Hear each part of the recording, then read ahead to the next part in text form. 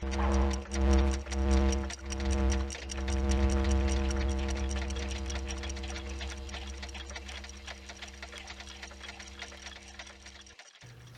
and welcome to Lights and Clockwork. We are going to be running a course on Introduction to Microcontrollers. We are going to be looking at the Arduino Uno, which is probably the most popular. We've got the Arduino Nano, ESP8266, another ESP8266, ESP32, ESP with built-in camera, Raspberry Pi Nano, Raspberry Pi Zero, the Raspberry Pi itself. And if we could even maybe go back in time and do microchip pick chips, where the actual microcontroller is this little chip just here, which we have to pluck it out of this board and plug it into your circuit board. So over this course we will be looking at how we can control LEDs, how we can make sounds for using piezo buzzers up to MP3 players. We'll be looking at controlling servos, both standard and continuous. We'll look at some motor control, and then we'll head that into actually doing some full-on robot control, where we can also control it via Bluetooth and Wi-Fi. So if this is something you think you're interested in, then please do right now press the subscribe button, like the video, and also maybe leave a comment below for any content you would like me to include as we proceed. Okay, now programming languages. I hear a lot of people concerned about programming and electronics, and yes, there's a whole lot of programming languages out there. So for example, there's a full list right now. It doesn't really matter. The reason why it doesn't matter is because all programming languages mostly have the same core concepts, which is we can do some input and output. If we press a switch, we can turn an LED on. We can do a sequence of instructions. So if we press a switch, we can turn a sequence of LEDs on, or we can make something happen in a certain pattern, then make it go back again. We can assign data into memory. We can do selection. So again, this is the if something happens, then let's do that. If we press forward in our controller, let our robot move forwards. We can repeat those instructions over and over again, for hours, days, weeks, months even. We can do some math stuff, which we'll get to as we need it. And that's really it. That's what programming languages are. So there's not that much to learn to make these sort of things work. So the upcoming content of this course is going to be looking at some, obviously, basic programming skills. We're going to be looking at the sequence, selection and iteration, so that we can turn LEDs on, we can make sounds play. We're then going to look at how we can control some neopixels. So if we want to make little grids of LEDs turn on and off, or little circles of LEDs, we'll be able to do that with this sort of code. And as I've already said, we'll be looking at servos, motor control, maybe some ultrasonics for some sensors. We'll be looking at I'll be looking at the DF play for playing MP3s. We'll also be looking at Wi-Fi and Bluetooth control. So again, if there's something you're interested in, please do stick around. We'll hopefully move on to looking at how we can use Raspberry Pis to maybe make our machines more powerful, some basic computer vision, IoT, so connecting our devices to the internet, looking at PCB design. So if we want to go from prototyping our things on breadboard to making simple circuit boards to even making something with a little bit more shape and interest to it, then again, that's what we're covering. And then hopefully be able to control all that from some mobile or web-based apps. Okay, so one of the best places to start is with the Arduino. This is the Arduino Uno. You can get this as part of starter kits that come with LEDs and sensor switches, and it is a really good place to start. So that's where we're going to look at. Now, I've got the Arduino IDE already downloaded and installed. This is one of the slightly older versions because I've found it's been more compatible and robust, but I've not tried the newer version for some time. I shall look into that before the next lesson. So once we've got the Arduino IDE loaded up, we should go onto the Tools menu. We can go onto the board and make sure we have the right board selected. This is a common mistake where people forget to set this up, or they don't know about it and they wonder why it's not working. If I go onto Arduino Uno, I can bring up my examples, basics and blink.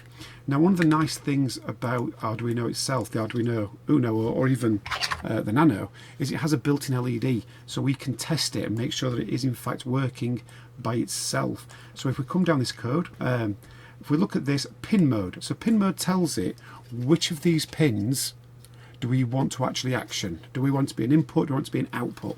So I'm going to say LED built in is an output, so we can basically get an LED to it. Obviously, as I said, it's already built in. Got the void loop, and then digital write. So we are writing some data to the pin itself, the GPIO, the general purpose input output. So I'm writing out to it the LED pin built in, which if memory serves is actually pin 13, but I'm going to double check in a moment. And we're going to set it to high. High just means we are turning it on. It's got some electricity going to it. It's got a binary of 1. and then we'll delay 1000 milliseconds. So 1 second. In the future, we will get rid of all delay commands. They are not good for us. I'll explain that in a future lesson. Then digital write, we're going to turn the LED off and then wait a second. So you should be seeing on screen right now a little example of that blinking. Now, if you've not got an Arduino kit in front of you, you just want to get on with this, that is not a problem. We can go straight into a website called Tinkercad by Autodesk, the same people as Fusion 360 for those who've heard of that, and we can make circuits here and we can test our code. I actually use this quite a lot rather than going to electronics because I can play about first. So if I go on to the circuit section, and you can see I've already got a few things set up there. I'm just going to create a new circuit. So create circuit. Should get rid of me for the moment. So I'm onto the circuits. I'm going to come over here, basic. I mean, we can already see there's an Arduino just there. So if I drag an Arduino onto the page, we've got the Arduino just like the Uno you just saw me holding. I can press play and we'll see what happens. You can see it's plugged the USB in and we can see there's a little LED flashing just there, because if we click on code, it's got a very scratch style interface, but I'm not going to use that for today because I really want to get into the code itself. So yep, I'm going to continue. We can see it's got the exact same code that we just saw in the Arduino IDE. So I can now change some of these things. I could go and just sort of make this flash a little bit quicker. Now, it's not as good as the real thing, but it is safer. You're not going to blow things up. You're not going to let the magic smoke out. So now when I press play, we should see the LED is flashing a little bit quicker. Okay, so let's flick back to the Arduino IDE. What we're going to do is, you've just seen us test the code obviously in Tinkercad. Now I can just copy and paste this from the Tinkercad straight to this IDE and it will work. But just for the sake of it, I'm going to change these a little bit. I'm going to just change this to sort of maybe 250 instead and make it flash really fast. Now, I'm not going to use the Arduino Uno. I am going to use the Nano for this little sample. So I've got my cable. I'm just going to plug obviously that in. But before I plug it into my USB port, and again, this can cause some issues when people are first learning with Arduino. It caught me by surprise as well, which is, if I just go onto Tools, I want to change this now to Arduino Nano. So it knows which one to actually compile it for, because they're a very slightly different chipset. So now I'm going to go onto Port. Now I've already got something plugged to my COM1, so that's why it's already there, but this is not plugged in yet. If I now plug this in, there we go, we can hear that it is now plugged in. I'm just going to come back off that, click on Tools.